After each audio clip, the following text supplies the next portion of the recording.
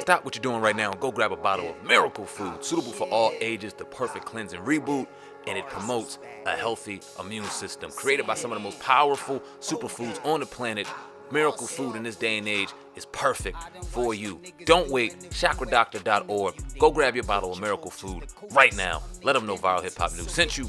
Let's go. Good, what's happening, y'all? It's your man Sam, and here at Viral Hip Hop News. Go ahead and hit that like button. Smash that notification bell. Salute to today's sponsors, man. My brother, the Chakra Doctor, and the good people over at Miracle Food. Go to chakradoctor.org right now and grab your very important bottle of Miracle Food. Let them know Viral Hip Hop News sent you. And, of course, Mike L., the Copper Child, my brother at I Skate New York. Let your mind shine. Get your crown today. You deserve it. All right, let's get to the news, man. So Jayz was on The Shop on HBO. It's a show with LeBron James, Chris Paul, and the crew. They were having a very dope conversation. In one of the segments of the show, they were talking about the late, great DMX. Now, whether you love Hove, hate Hove, despise him, or both, all things in between, you cannot deny that this brother has some very captivating stories. And when he talks on them very rare occasions, we do get to hear him speak. Of course, all ears are opening and we're listening. He was talking about the historic rivalry between himself and DMX. Now, you got two boxers in the ring that seem as though they can't stand each other. They give us 12, 24, 36 rounds of incredible action throughout time. And at the end of the day, once they put the gloves down, they're able to appreciate each other and enjoy what they did in the ring. That goes for football, that goes for basketball. Anything involving competition in hip-hop was no stranger to competition. Now, back in the day, when you had The Rock, when you had Ruff Ryders, when you had Murder Inc., when you had G-Unit, when you had Wu-Tang, when you had all of these different groups and factions out here going all the way in, trying to vie for being the best at what they were, this is when we got some of our greatest entertainment. DMX at the height of his career, man, was he something to deal with, man. And Jayz shared some of those stories, man, and it's very dope to hear Jayz in a situation where he was humble. Very, very dope. So go ahead and enjoy. Check out this small clip of Jayz sharing his fondest memories of the late, great DMX. Stay tuned to the back end of this video, man, to hear the closing announcements, and let me shut this joint down here. My thoughts on what we hear, but without further ado, Jayz, let's go. You mentioned X. Like, you talk a little bit just about, like, what he meant to the culture and maybe meant to you personally. By the way, the first time I boycotted the Grammys was for him. We both came out that year. He didn't get nominated. He dropped 2 albums, had 2 #1 albums in the same year. Right. I remember that. Yeah. They didn't even nominate him. I won that year for rap album.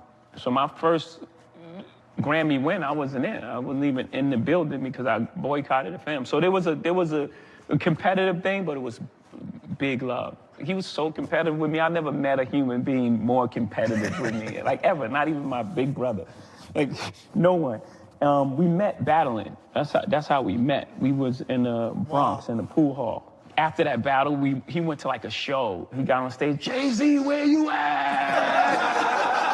I was like, this guy is nuts.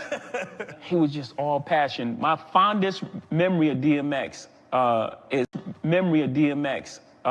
is he improved my stage show. Remember, rap tours wasn't going out at that time. There's no rap tours before. Facts. Maybe the Fresh Fest in the 80s or sometime, but there's no rap shows.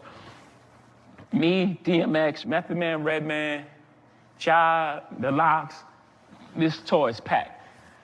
First night, 360 sold out. Everyone has a great show. Meth and Red are flying in the audience. They're incredible performers. Everyone's destroying it. So X is about to go on, and I'm like, I want to see. I got like X is before you. X is going before me. And then he goes, and the fucking arena goes crazy. First of all, deafening, and I'm like, oh shit. He has a thing like a Alize and Hennessey mix. It looks like blood. It's like he's drinking blood, right? And he's running back and forth. 1, 2, 1, 2. Here you go. 1, 2. Halfway through the show, then he takes his shirt off. And all the girls are screaming, ah! And the dog chain. Yeah, the dog chain, and he's going nuts, right? And I'm like, shit. First the guys are going crazy, now the girls are going crazy. And then he gets to the end, and he starts a prayer. Oh my God. And now they're crying. Yeah. The whole arena is crying. Yeah. And I'm like, they're like, hey, now you go. And I had Hard Knock Life. Man, that took me right back to my childhood. I could not tell you how mad I was when that Hard Knock Life tour was going around and I wanted to go to one of them motherfucking shows so bad. My mom and dad couldn't afford that shit, man. It was so good to hear those stories because you can automatically, especially if you're a kid that loved hip-hop back in those days, the late 90s, mid-90s, early 2000s. Of course, if you loved it before that, salute to you. You enjoyed this time, and if you enjoyed it after that, hopefully you got a chance to listen to some old interviews or hear some old shows and enjoy this. But me, being a 13-year-old kid in 1999, 14-year-old kid going into high school, getting ready to run around and go ahead and chase all this scattered ass around here and become a man, and you got all these influences and all this shit, to hear that and to know that DMX's energy was that infectious that he can go ahead and just plant that seed into hundreds of thousands of people and have them like putty in their hand. God damn, it gives me the chills, man. God rest his soul. Rest in peace to the late, great DMX. Thank you, Jayz, for sharing one incredible story. Go ahead and check out the shop, man, if you haven't done so already. I'm not sure if there's any more to this story or not. But, hey, man, that's all I needed. That was great nonetheless, man. Leave a comment in the comment section. Let me know what you think. Also, go follow me on my IG, viral_hip-hop news, if you happen to stick around for this end of the video. Go check me out. Go drop me a comment in my inbox, man. I'll definitely make sure that I can check that out and respond and give thanks and fellowship with you for a little bit, man. But I'm about to get out of here. Sandman, CEO of Viral Hip Hop News. Subscribe to Viral Hip Hop News if you haven't done so already. Appreciate each and every one of y'all. Until next time, Sandman, I'm out. Peace.